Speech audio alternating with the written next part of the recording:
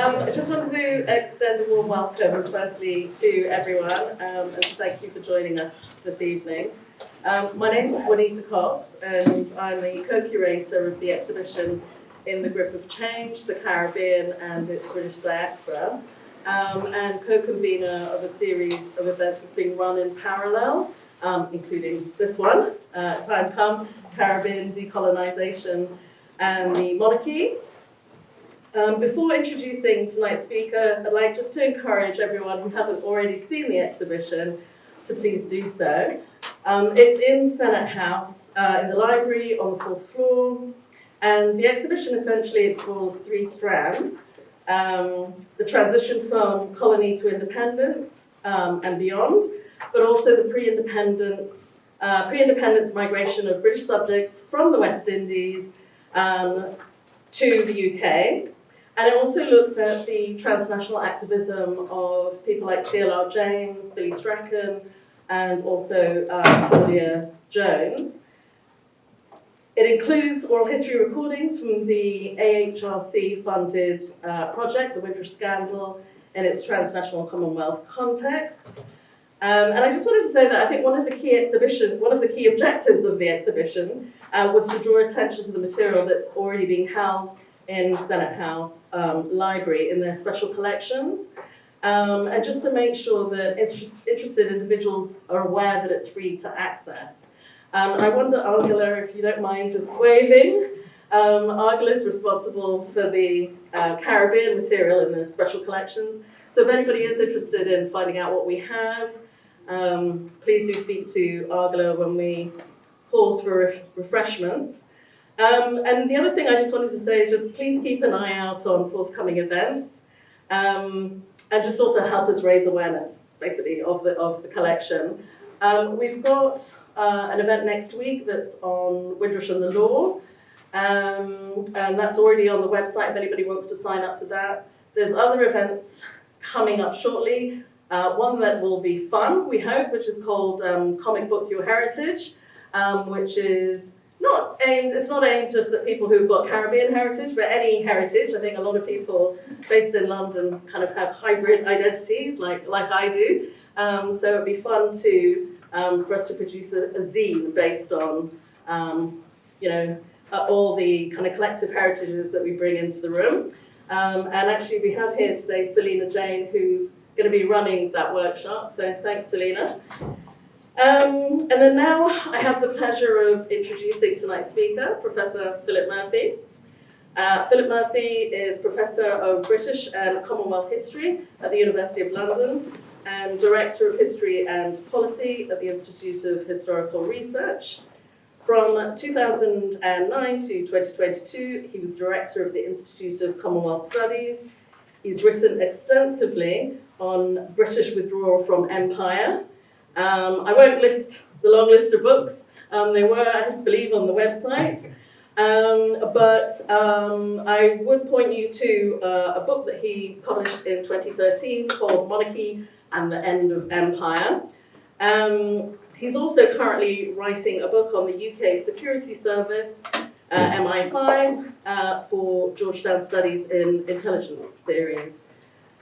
He was also, as it happens, the principal investigator on the AHRC-funded project that I mentioned earlier, the Windrush Scandal, from which you'll be able to hear some of the oral histories if you do attend the exhibition.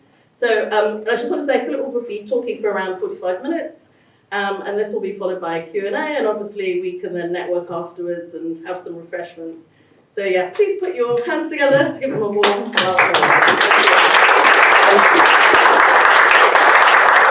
Thank you, Anita, and thank you all for coming out on this very cold January night. A few acknowledgements to begin with. To Anita herself, the wonderful exhibition she's put on in Senate House. Do see it if you haven't already. Anita was my colleague on the project she mentioned about the Windrush Scandal in a Caribbean context, along with Dr. Eve Hayes-Calaf and Dr. Rob Waters. And I've also been associated with another HRC project called Visible Crown, which Anna Whitlock is principal investigator on, which looks specifically at the monarchy in the Caribbean. And I've learned an awful lot from that team, particularly the work of Grace Carrington and Kate Quinn. And also, for the purposes of this lecture, I've sort of drawn on a recent article by Derek O'Brien, who's probably the leading expert in this area. But as Juanita said, I have written about this in the past, and I have had an interest in it. And well, start with an anecdote. So back in 2012, when I was director of the Institute of Commonwealth Studies, we had a big meeting on the other side of Senate House with a very distinguished Jamaican jurist, Judge Patrick Robinson, who was arguing at the time both for Jamaica to become a republic and to cut its ties with the UK Privy Council as the ultimate court of appeal. The two things tending, in many cases, to sort of go together. And Patrick Robinson gave this really impassioned speech, about the link between Jamaica and England was forged in bloodshed, it was maintained in bloodshed. Really rousing stuff. And at the end, I sort of put my hand up and said, well, look, Ghana became a republic in 1960, and Tanzania in 1962. No, a republic. Yeah. Okay. A republic in 1960, 3 years after 1957, becoming independent. Tanganyika, only a year after becoming independent, 61, 62. Uganda, 62, 63. And I didn't go down the whole list because that would have bored everyone. But I said, the basic question is, what took you so long? And this is really the theme of the lecture, what took you so long? It's not that republicanism is going through another resurgence in the Caribbean. It's the fact that the majority of Commonwealth Realms now are in the Caribbean, 8 out of the 15. And in the 12 plus years since Patrick Robinson made that speech, only one of them, Barbados, has made the transition. So how do we kind of understand that? Let's start with the system itself of these so-called Commonwealth Realms. The system was really forged in the first half of the 20th century, largely as a result of the then so-called dominions testing the limits of what was permissible in terms of independence within an imperial system. And two dominions in particular, two unwilling dominions, South Africa and the Irish Free State, which really demanded a full recognition of their independence, very much against the wishes of the British.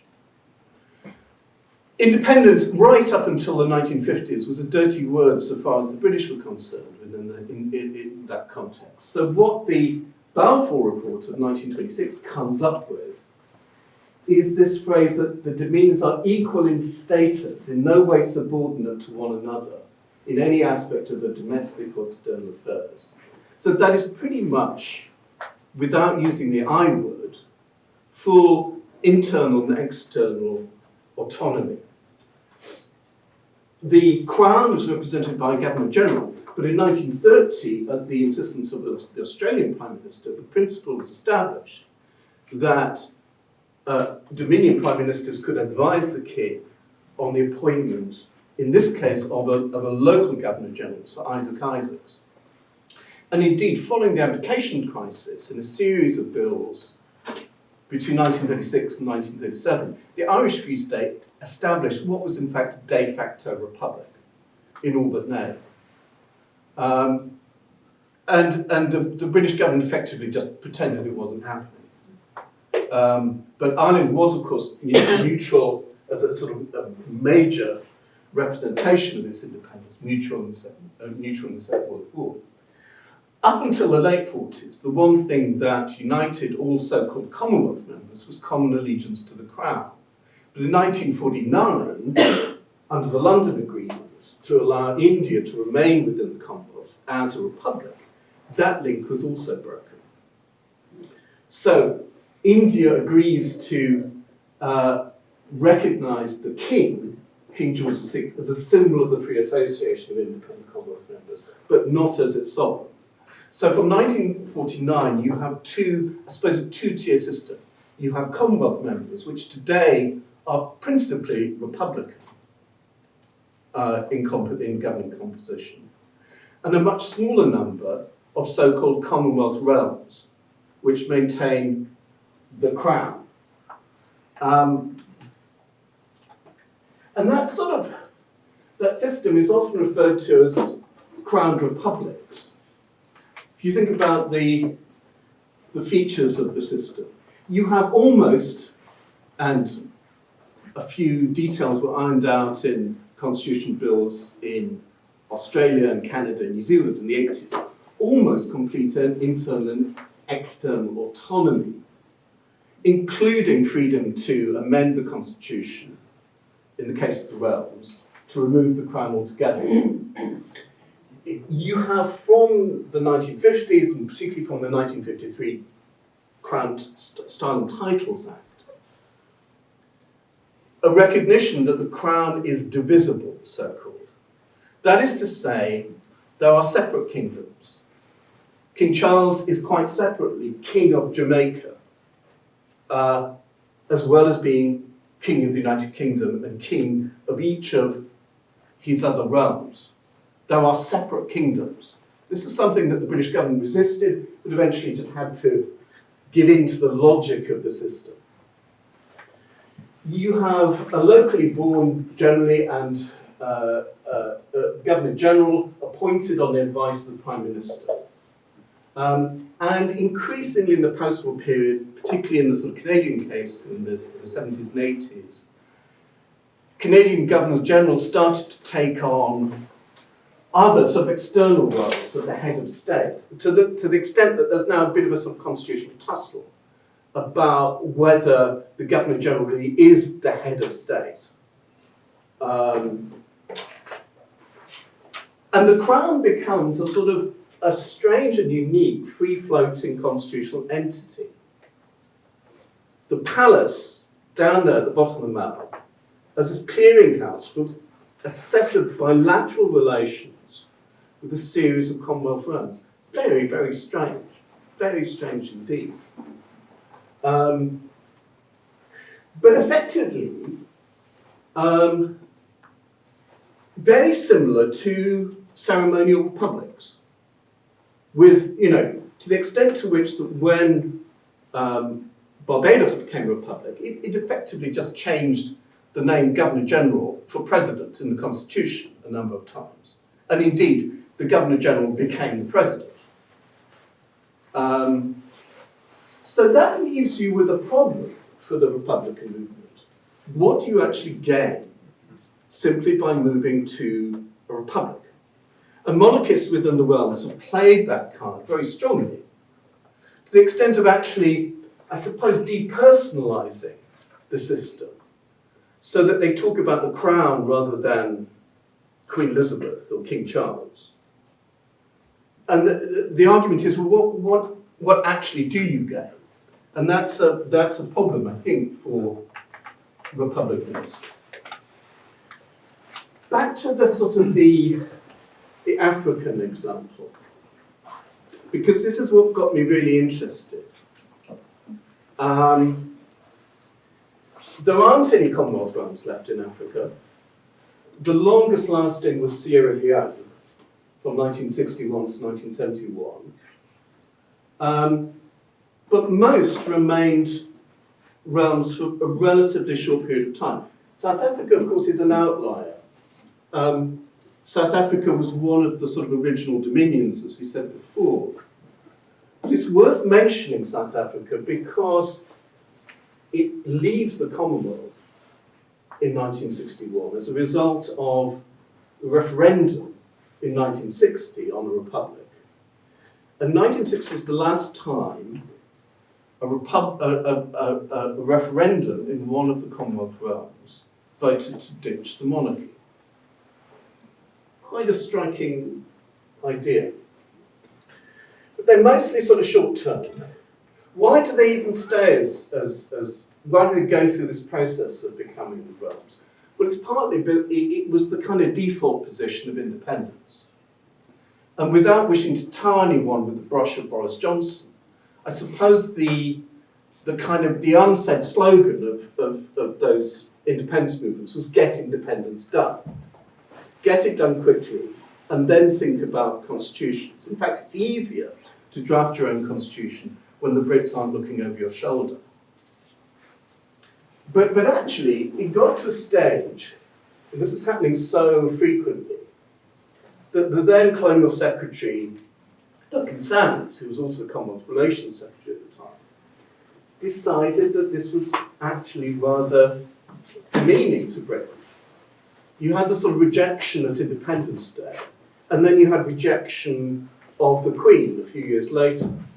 So why not get the whole business out of the way in a single night? And so from 62, Sands was sort of actually almost bullying African leaders to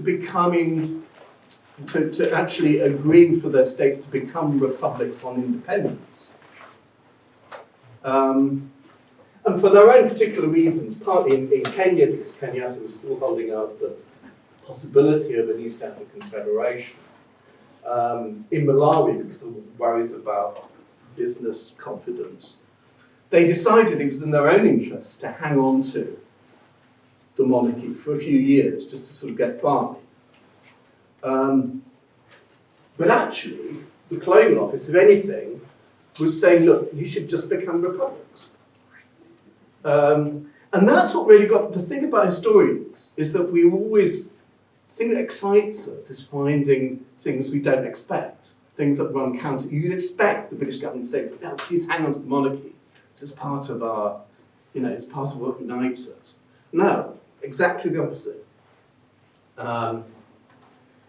And of course, if you look at the Caribbean, you see a completely different picture. Most of those countries becoming, all but one becoming independent as realms, and most of them hanging on to the crown. So that there are only three, and we'll talk about each of them, Barbados, Guyana, and Trinidad and Tobago, which actually make the transition to republics. And I mean, again, that's partly explicable in terms of the long history of association with England and the crown. Whereas in the African case, particularly in East Africa, the British appeared and left within the space of a human lifetime. In the Caribbean, that link to the crown goes right back to colonisation in the 17th century. It's a much stronger sense that the crown's part of the political system of those territories. As I said, Dominica is an outlier because Dominica becomes independent in 1978 as a republic. It's the only one that actually does that. And it becomes a republic with a non-executive presidency. And like so many of these sort of agreements, that was to bridge a political divide within the country. Because the Prime Minister at the time of the independence talks, Patrick John, of the Labour Party, favoured retaining the monarchy, whereas Eugenia Charles of the Freedom Party actually argued for an executive presidency. So in the end, they both slightly changed their view over the course of talks and came out with this sort of compromise of a ceremonial presidency. Guyana, again, was sort of unique in actually making provision for a transfer to a republic in its independence constitution of 1966. So, and again, that was to paper the cracks of an internal political divide between Forbes Burnham, who was a Republican, and his coalition partner who favoured maintaining the monarchy. And basically, in the Constitutional Conference of 1965, Chidi Jagan, who was the sort of the, I suppose, the commanding figure of Ghanaian politics, and also a Republican, boycotted the conference and therefore wasn't there to sort of back Burnham up. And so they come up with this strange kind of compromise of saying, okay, 42 months after independence, the Prime Minister can introduce into the Assembly a Republican bill. It can only be enacted 3 months later. So you've got the sort of cooling off period, I suppose you'd say.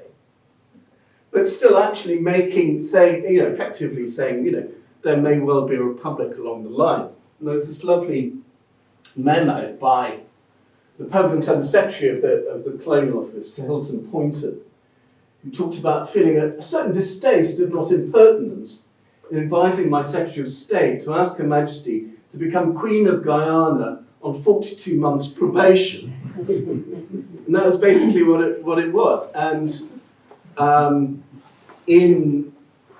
at the end of 1968, Burnham's PNC won a sufficient majority to know it could get that bill through.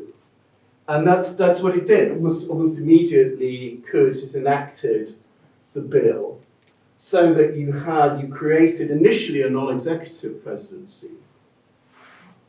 10 years later, an executive presidency was created. And in 2000, 20 years later, you have what pertains at the moment, which is a sort of strange hybrid, that you have an executive president, but who is advised by the Prime Minister and Cabinet and answerable to an Assembly. I mean, I don't think that is a model that is going to catch on. And most Caribbean states, Barbados went for a very sort of simple, as we said, change to a ceremonial president along the lines of the Governor General. Trinidad and Tobago, which becomes a republic in 1936, Eric Williams, the Prime Minister, is, I suppose, a kind of lukewarm monarchist or lukewarm Republican, whichever way it works, from 1962. But his hand was really forced by the Black Power revolt of 1970. He wanted, I suppose, in a way, to regain his radical credentials, and so he establishes a constitutional commission under Sir Hugh Wooding. Wooding reports in 1974.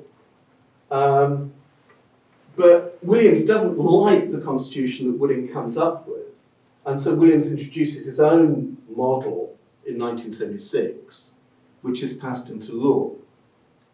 And that's another problem with this transition to a republic. It's very difficult to kind of ring-fence the simple idea of republic from other constitutional measures that might get in the way, and indeed might prolong the process almost indefinitely of making the transition.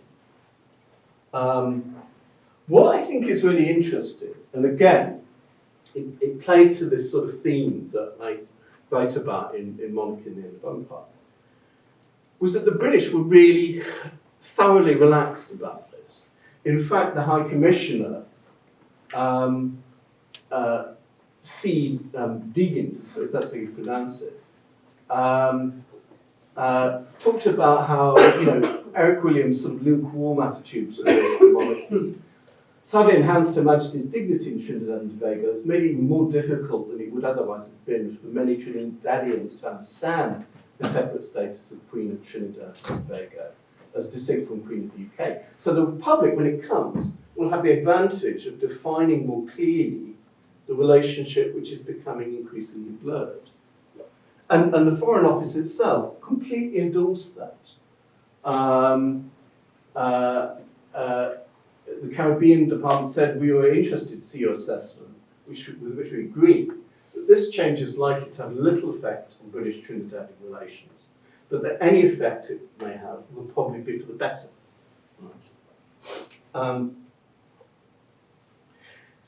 And then Barbados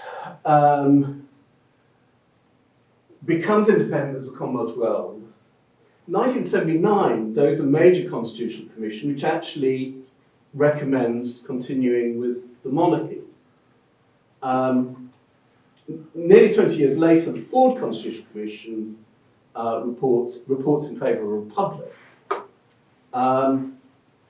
But then it gets caught up with the question of whether there should be a referendum. There doesn't need to be one in terms of the constitution of Barbados. But initially, the Barbados Labour Party decides that such a sort of major change really needs a referendum to back it up. When government changes, the new Prime Minister, Stewart, announces that there will be a republic but without a referendum. So that then becomes a question of party political argument. And when the Barbados Labour Party wins power again under Mir Motley in 2018, it quietly kind of forgets about the whole idea of a referendum and just goes, makes the change through legislation within the Assembly because it has the necessary 2/3 majority. So, just to take those three examples of realms and add Dominica to it, you can see a number of problems that emerge in terms of the process of moving towards a republic. Firstly, you've got to decide what form of republic you want. And sometimes, particularly if you put these things to a referendum, you might get voted down simply because the public don't like the particular form of republic. Don't like the particular form of republic you're putting forward. And that's what happened in the Australian referendum on the monarchy in 1999. It wasn't particularly that there was a monarchist majority, but there was a lot of support for a directly elected presidency, which was not what was on offer. So you've got a problem there. You've got a problem deciding the necessary degree of public consultation you're going to have about it. You've got to avoid the issue of a republic becoming complicated by debates about other constitutional matters. Because this can delay action almost indefinitely. But the problem is, and point number 4, if you just go for the simplest form of republic, as they did in Barbados, the question then is, well, what's the advantage? What do we gain? What practically do we gain from calling the Governor-General the President? And then you've got to clear the necessary legislative hurdles. And that is in cases which were relatively simple, which didn't need a referendum. And actually now, of the remaining 8 Caribbean Commonwealth realms, 7 of them will require a referendum to transition to a republic. And in 4 of those cases, the Bahamas, Jamaica, St. Kitts, and Nevis, and Lucia, just needs a simple majority. But in 3 of them, Antigua and Barbuda, Grenada, St. Vincent, and the Grenadines, need a 2/3 majority, which is quite something. And indeed, when a Republican motion was put to voters in St. Vincent in a referendum in 2009, only 45% voted in favour of the Republic. So well below the 2/3 threshold. Right? So the question becomes, why go through all the trouble to create a republic, and particularly a republic in its simplest form? Well, William and Kate, I think, very helpfully illustrated some of the appeal of the republic in their rather ill-fated visit to Jamaica in 2022. The optics were utterly disastrous. But I mean, obviously, the system, particularly to outside observers, just reeks of colonialism. This is sort of the imperial monarchy maintaining kind of a foothold within its former colonies.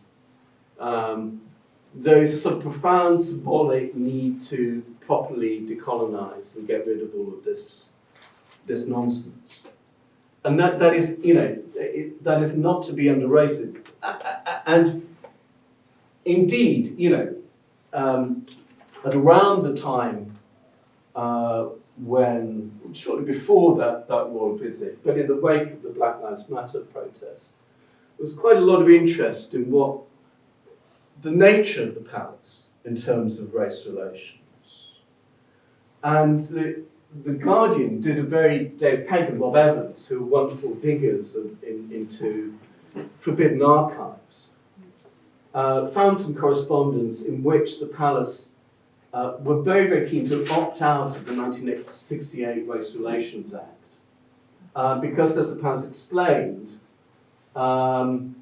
it would apply to clerical and other office posts to which it was not in fact the practice to appoint coloured immigrants or foreigners. So the palace hadn't really been doing its best to turn itself into a kind of bastion of the multiracial Commonwealth. And indeed, I mean, that's just one of a number of acts that the palace has kind of opted out of over the years, including the 1976 Race Relations Act and the 2010 Equalities Act.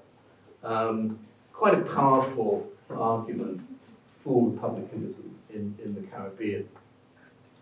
Two kind of perhaps less obvious things, but I think they're also quite important. And this is, I mean, you don't find a lot of evidence of this, but that's because it's removed, right? So, notionally, as we said, the palace is just this kind of free-floating, impartial king as king of Jamaica, nothing to do with the British government. So the correspondence between Jamaica and the palace is entirely private. But if you do enough of the sort of digging that I did for Monarchy of End of Empire, you find the palace passing on documents to the Foreign Office when it shouldn't. Just to let the Foreign Office know what those countries are doing. And this is an example when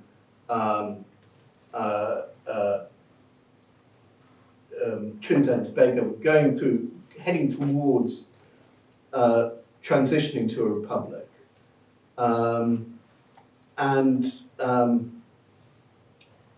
Philip Moore, the Queen's Deputy Private Secretary, passed the Foreign Office a letter from the Governor General of Trinidad and Tobago.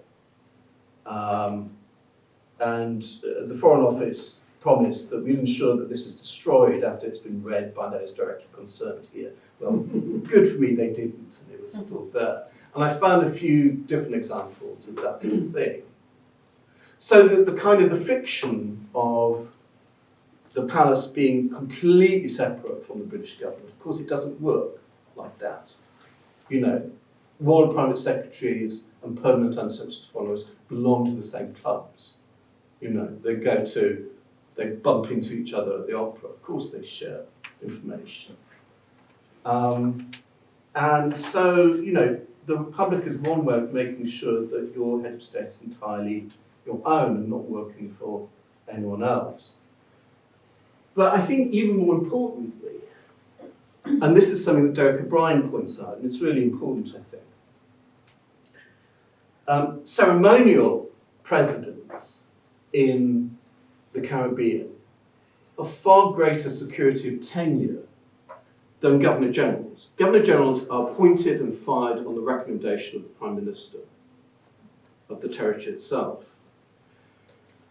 Presidents in the Caribbean need quite an elaborate process to get rid of them before the end of their term in office, including a report by an investigating tribunal and then a 2/3 vote in the legislature. So it means that when you're in a constitutional crisis and the president has to face up against the Prime Minister, the president is not afraid of being sacked on the spot. Now, there's a very famous case around this of 1975, when the Governor General of Australia, Sir John Kerr, sacks the Labour Prime Minister, Gough Whitlam. It's still a sort of, hugely controversial in Australia and hugely scandalous. But after a very long campaign by an Australian historian, the papers on the dismissal, indeed correspondence between the Governor General and the Palace over decades, have been released in the National Archives here and, well, no, actually, National Archives in Australia, but they're all digitised, so you can read them. And what struck me about what emerges from that is that the sacking of Whitlam is not so much an act of strength by Kerr, but an act of weakness. Kerr is terrified that if things get hairy, Whitlam will simply pick up the phone to the palace and tell the Queen to get rid of him, get rid of Kerr. Kerr writes about that and talks to members of the royal family about it on a number of occasions before the crisis of November 1975. So actually, Kerr felt he couldn't play the crisis long, he couldn't let things work themselves out. He had to act, otherwise he would be gone.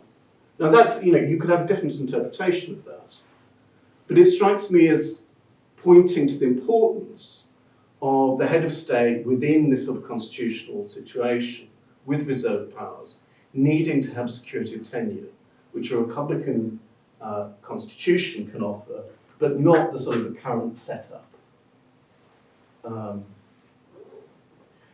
But of course, I think, when we're talking about reasons for the republicanism,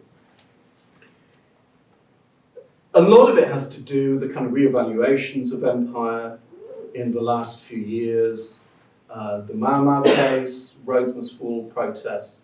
People used to ask me, when I was director of the Institute of Commonwealth Studies, what will happen when the Queen dies to all those realms? And in fact, it wasn't the Queen dying, it was George Floyd dying.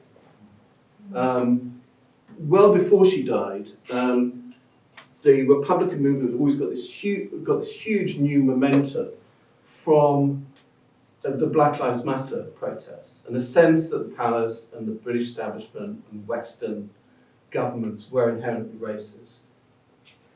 And adding to this, and I think it's crucial, is the rise of the reparations issue, right? And that's partly, the result of, again, historical investigations, the UCL slavery project, which published data about who in the UK was compensated after 1833 for loss of their slaves. And the British government was still paying off that debt until very, very recently. No compensation went to the slaves themselves. Now, going back to this question, why bother if you're just sort of making a basic transfer from a Governor General to a ceremonial president? Well, the answer is that if reparations are so high on the agenda, it's illogical to be making claims against the British government when you effectively have the British government's head of state as your head of state, when you hang on to that by your own free will. So the optics of the reparation debate are, I think, a major boost to the Republican movement. as was lots of bits and pieces. I mean, you know, conflicts within the Commonwealth itself between Patricia Scotland, Boris Johnson, with Scotland, you know, publicly, or at least Scotland's allies, suggesting that she'd been subject to a sort of racist campaign. So, what you start to see then in recent years is a change, a new momentum for republicanism. Again, that ill-fated visit by the Cambridges in 2022, Andrew Holness, the Prime Minister of Jamaica, telling them we're moving on, we're going to move towards a republic. But again, what you end up getting sort of slightly bogged down by these practical constitutional problems about how you enact the legislation. So sometime later, a year later, the government publishes the names of a constitutional reform committee. This turns out to be quite controversial. They're accused of being too narrow in their composition. Only a month after the reform committee has first met, the chair, Marlene Forte, basically announces what they're going to recommend.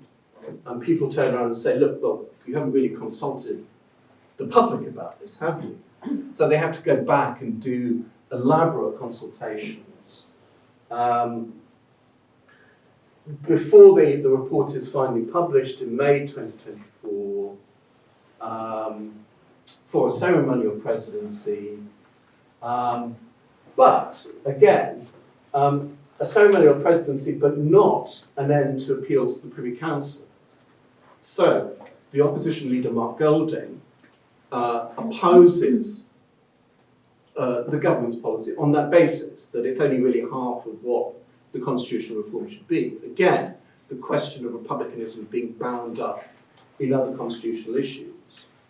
And finally, last month, you got the publication of the Constitutional Republic Act. And again, it's very much sort of following Barbados. A few sort of minor constitutional add-ons around the sort of electoral commission, but largely, and this, I mean, you won't be able to read this, but just you see what it looks like. This is paragraph 13, and it just says the following provisions of the Constitution are amended by deleting the word Governor General wherever it appears and substituting, therefore, in each case, the word President. So, 36. So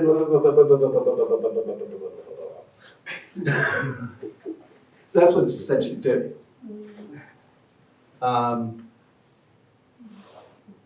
Antigua and Barbuda, where there is a referendum required. Again, another royal visit, another PR disaster. The Duke and Duchess of Wessex in April 22 went there, and Gaston Brown, the Prime Minister, told them of his desire to become a republic. When the Queen dies, Brown says it'll probably happen within the next 3 years. And then Brown goes out and attends the coronation. And rather guiltily, you suspect, the government then issue a statement saying, despite their participation, the head of government reiterated his administration's determination to bring about a republican form of government, rather than continue ad infinitum the constitutional monarchy as now exists, but quietly dropped any mention of a timescale.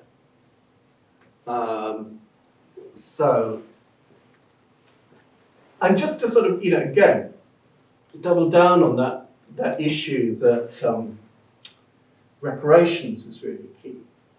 You see the sort of ripples elsewhere. When the Queen died in September 2022, the Prime Minister of the Bahamas, Philip Davis, indicated his willingness to move towards a republic at a referendum, but without giving a timetable. And then actually in April 2023, Rishi Sunak here made a statement that he wasn't prepared to apologise for slavery, or indeed, talk about reparations. And that immediately sparks a number of further statements, both in Belize, where the Prime Minister directly attacked Sunak's statement, and also in St Kitts and Nevis, where the Prime Minister actually, again, talked about initiating a process moving towards republic, and specifically said he'd welcomed an apology from the palace about its involvement in the slave trade. Just winding up, the problem, again, the problem that you still have though, and this was some polling done by Lord Ashcroft in March 2023, basically saying if there was a referendum tomorrow on a monarchy, would you vote for a republic or a monarchy? And taking out the don't knows. Well, Bahamas got 51%, that would get you over the threshold, but it's not, it's not a done deal. Jamaica only 49% positively in favour. Canada, interestingly, 47%, but it won't happen because it's constitutionally almost impossible. And then sort of going down to St Vincent and the Grenadines, 34%. Now, we know in the UK how dangerous referendums are. We know that they end political careers. We know that they can be, the basis on which people vote is not necessarily to do with the issue we put towards them. In Australia, there is almost an automatic reaction to vote against any motion put by the government in a referendum. So you can imagine the nervousness of politicians in doing this. I suppose going back to the British government and the palace's, extreme refusal to fight a rearguard action in support of monarchy. The problem is the system is so bloody complicated that no one understands it. I think there are probably a few, probably a handful. Anne Toomey, there's an Australian constitutional historian called Anne Toomey, Anne Toomey. I think she understands it. I've written a book about it. I don't think I could really, get 100% in an exam, anything but. It's just, and no one understands, and the palace doesn't really understand it, the realms don't understand it, the public don't understand it. So that you get all of these kind of Kate and William flying to save the Commonwealth. That was the Daily Express. Of course, nothing to do with the Commonwealth.